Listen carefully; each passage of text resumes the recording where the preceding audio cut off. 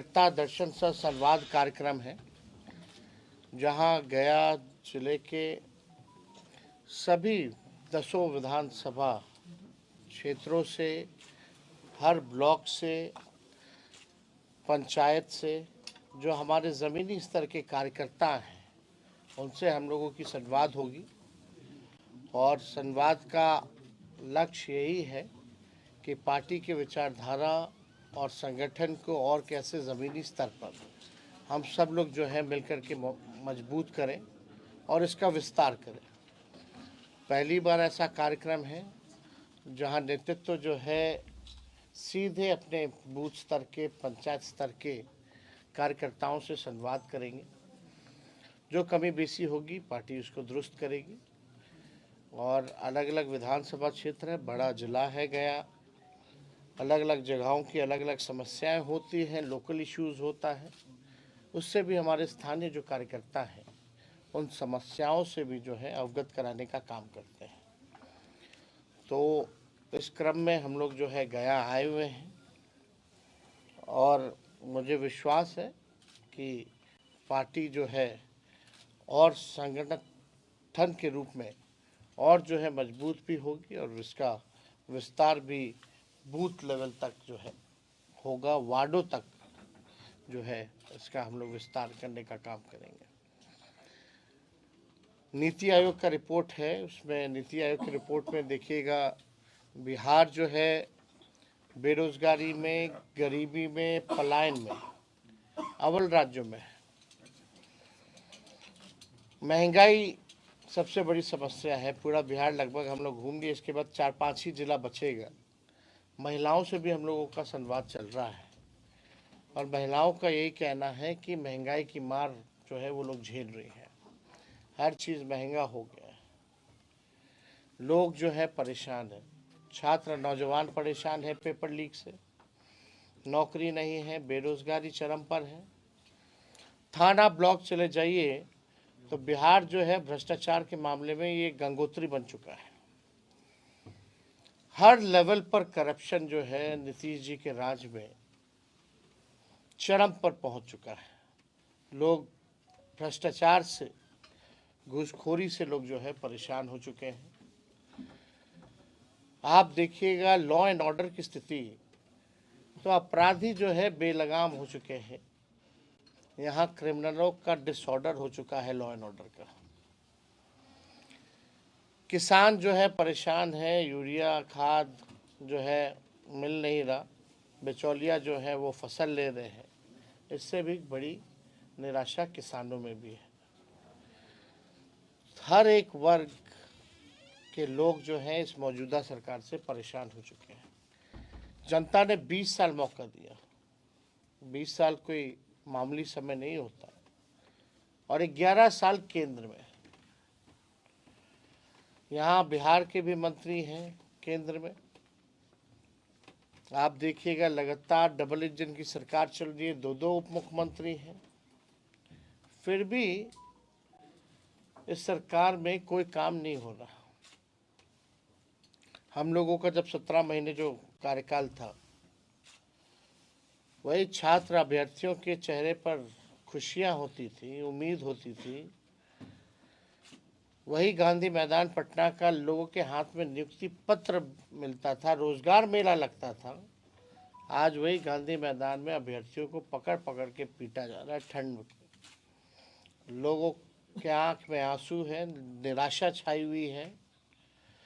हम लोगों ने 17 महीने में 5 लाख लोगों को सरकारी नौकरी, 3 लाख नौकरी प्रक्रियाधीन। ये वही प्रक्रियाधीन नौकरियां हैं जो बीपीएससी का भी निकल रहा है। 4.5 लाख नियोजित शिक्षकों को हम लोगों ने राजकीय कर्मी का दर्जा हम लोगों ने दिया। आईटी, स्पोर्ट्स, टूरिज्म पॉलिसी हम लोगों ने बनाया।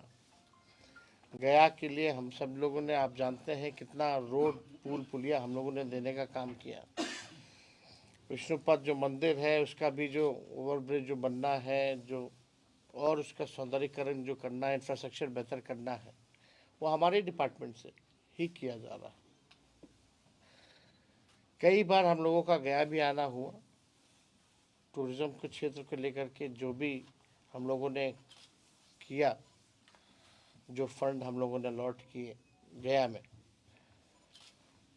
उसमें भी हम लोगों ने विशेष तौर पे यहाँ का ध्यान रखा। आप लोग देखिएगा, जितने जीविक आंगनबाड़ी हो, तालमी मरकज़ हो, विकास मित्र हो, टोला सेवक हो, शिक्षा मित्र हो, ममता आशा, इनके आय को भी हम लोगों ने दुगुना किया उस 17 महीने की सरकार में। 50,000 करोड़ का निवेशकों को बुला करके हम लोगों ने MOU साइन कराया उस 17 महीनों में। पहली बार देश में जाति आधारित गणना हुई उस 17 महीने में, और पहली बार देश में सबसे ज़्यादा 75% आरक्षण की सीमा हम लोगों ने बढ़ाने का काम किया। 65 + 10% EWS का एज इट इज़ हम लोगों ने रखा। तो जो काम उस 17 महीने में हुआ, आज 1 साल से ज़्यादा हो गया इस NDA सरकार को। 2 बीजेपी के उप मुख्यमंत्री हैं, यहाँ के केंद्र मंत्री हैं। एक उपलब्धि अगर कोई बता दे उन लोगों की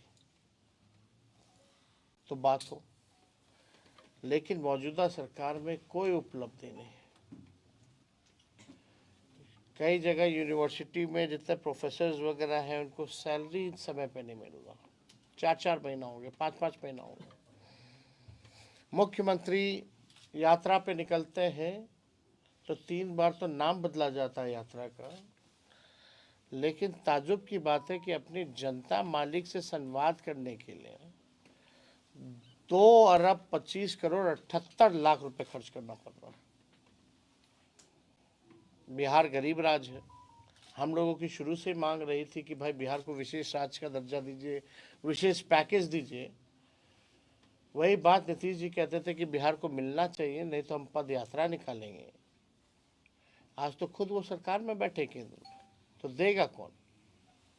आज विशेष राज्य के दर्जे के बारे में क्यों नहीं चर्चा होती है?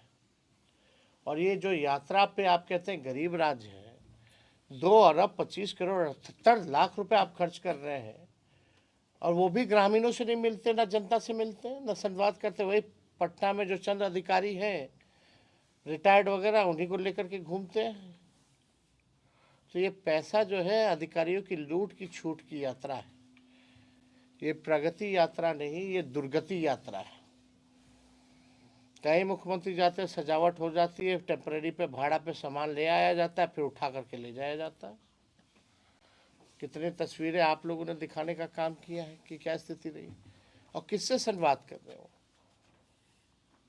पत्रकारों से अगर वो कुछ कहना भी चाहते तो 2 मंत्री जो है, एगो रिटायर्ड अधिकारी खींच के ले जाता है, चलो चलो हो गया, बहुत हो गया। वीडियो है, हमने ट्विटर पे डाला है, आप लोगों ने भी देखा होगा उस वीडियो को। तो ये स्थिति है। तो इन लोगों के पास कोई विजन नहीं है, कोई रोड मैप नहीं है, इन लोगों के पास कोई ब्लूप्रिंट नहीं है कि बिहार को आगे कैसे ले जाए। नीतीश कुमार जी थके हुए हैं, इस टायर्ड, और गवर्नमेंट रन कर रहे हैं रिटायर्ड अधिकारियों के साथ।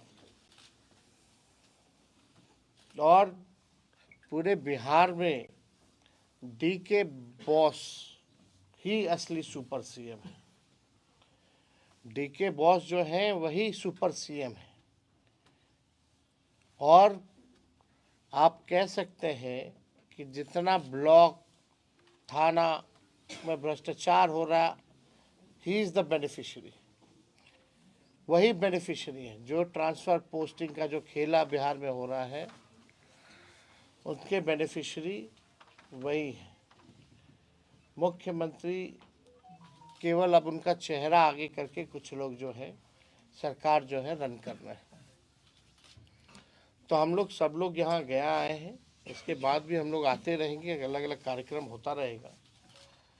तो आप लोगों का कोई सवाल होगा तो।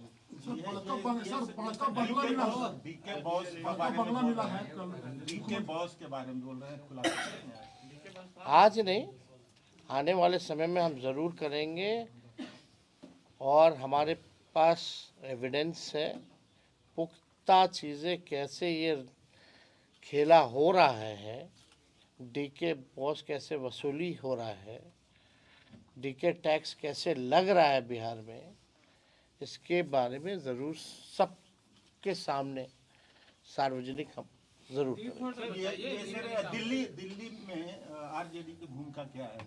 हम लोग चुनाव जी तो नहीं, हम लोग कांग्रेस के बजाय आम आदमी पार्टी को हम लोग चुनाव नहीं लड़ रहे हैं। तो इंडिया गठबंधन का क्या मतलब स्ट्रक्चर रह गया है? ये कितनी बार हमने जवाब दे भाई, इंडिया गठबंधन मतलब कांग्रेस अलग थलग बिहार में है ना, इंडिया। आप बिहार के पत्रकार हैं, दिल्ली वाले लोगों को जाने दीजिए, हम लोग तो है ना बिहार में इंडिया अलायंस। इंडिया अलायंस में तो बिहार में है ही ना हम लोग शुरू से ही। आपके विधायक को बंगला मिला, मुख्यमंत्री अपने से बंगला दिया आपके विधायक को। आपके जो विधायक थे पहले चेतन आनंद की बात कर बड़का बंगला मिला है उनको, जो गर्दनी बाग में मंत्री अरे कॉम्प्लेक्स। कल को अपने घर में क्यों ना बुला लें चेतन भाई, उनका सरकार है, उनकी मर्जी। आनंद का आरोप है कि आरजेडी में आंतरिक लोकतंत्र नहीं है, विधायक से भी बात तेजस्वी जी नहीं करते हैं। मेरे साथ बैठ के तो गाना गा रहे थे। पशुपति पारस महागठबंधन के हिस्सा होंगे। देखे वो वीडियो? सर पशुपति पारस महागठबंधन आपको क्या लगता है? सर पशुपति पारस महागठबंधन की नजदीकियां बढ़ी है, जो आप लोगों के साथ में नजदीकियां बढ़ी है पशुपति पारस का, क्या महागठबंधन में अरे हम लोगों का देखिए भाई, पुराना रिश्ता तो है ही ना, अभी से तो है नहीं पारिवारिक रिश्ता। अब वो भोज पे बुलाए थे तो इसलिए हम लोग गए थे, लेकिन कोई पॉलिटिकल चर्चा भी नहीं हुई। सर सुनील सिंह मामले में सुप्रीम कोर्ट ने जो रिजल्ट हाउस को होल्ड कर दिया है, इस मसले को आप कैसे? देखिए, हम तो अदालत का शुक्रिया अदा करते हैं और हम सब लोगों को न्यायालय पे पूरा भरोसा है कि इंसाफ होगा। लेकिन आप बताइए, केवल पलटू राम कहने से आप सदस्यता किसी का ले लीजिएगा? उन पे आरोप क्या है? बिहार में कौन ऐसा व्यक्ति नहीं है जो नीतीश जी को पलटू राम नहीं बोलता? वो तो हम आदर करते हैं, सम्मान करते हैं उनका व्यक्तिगत तौर पे। लेकिन आप अगर पलटू राम कहने पे सदस्यता ले लीजिएगा, ये तो तानाशाही है ना, ये तो अन्याय है। और इस तरह का काम अगर होगा तब तो कोई बचेगा ही नहीं। Jitan Manjhi sir press conference किए थे पिछले सप्ताह, तो कहे थे कि कल्याण के पंचायती राज के प्रधान सचिव में देवेश चेहरा तो पूरा कमीशन तस्ला करके पटना पहुंच रहा है। हम क्या बोल रहे हैं, गंगोत्री हो चुका है, गंगोत्री हो चुका है। बिहार भ्रष्टाचार के मामले में गंगोत्री हो चुका है। तो देखिए, चाहे जीतन राम मांझी जी हो या कोई हो, इस पे हम टिप्पणी नहीं करना चाहते कौन क्या कहना, लेकिन सच्चाई तो यही है। अब इससे ज़्यादा अब केंद्र मंत्री एनडीए के अगर ये बात कह रहे हैं तो अब देखिए क्या हो। सवाल ये है कि पिछले 2020 के विधानसभा में 10 सीटें जो है यहाँ महागठबंधन लड़ी, 7 सीट आपने लड़ा, 3 सीट जो है वो कांग्रेस लड़ी, एक भी सीट मुसलमान को नहीं दिया गया। तो क्या इस बार के चुनाव में शेरघाटी हो या अन्य बेलागंज हो, यहाँ कुछ समीकरण बदलेंगे या सेम रहेगा? अभी आप समय आने दीजिए, पार्टी निर्णय करेगी इसमें। हम लोग सब लोगों का ख्याल रखेंगे। क्या मुसलमानों का सीट मिलेगा सर इस बार 10 में से? भाई सबको सबका अधिकार मिलेगा, सबको सम्मान मिलेगा। सर ये जानना चाहूँगा कि आपकी राजधानी में एक राजनीतिक पार्टी ने आश्रम खोला है, क्या कहना चाहेंगे? एक राजनीतिक पार्टी ने आश्रम खोला है। कैसा आश्रम? जन सुराज आश्रम। अब हम इस पे कोई टिप्पा टिप्पणी नहीं करना चाहते हैं। सब लोगों को चुनाव लड़ने का, पार्टी बनाने का, आश्रम खोलने का अधिकार है इस लोकतंत्र में। लेकिन ताजुब तब लगता है ना, पीछे गांधी जी का फोटो लगा रहता है, अब बात होती है कि शराबबंदी जो है वो ख़त्म कर देंगे।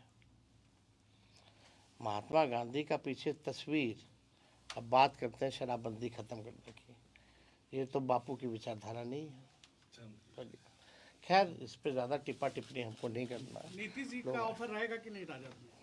कोई मतलब नहीं भाई, अब सीधे चुनाव होगा, जनता चुनेगी। मीसा भारती बार बार वो बोल रहे हैं कि वो परिवार के सदस्य है, वो संभव। अरे भाई, व्यक्तिगत रूप से अलग है, राजनीतिक रूप से कोई मतलब नहीं है ना।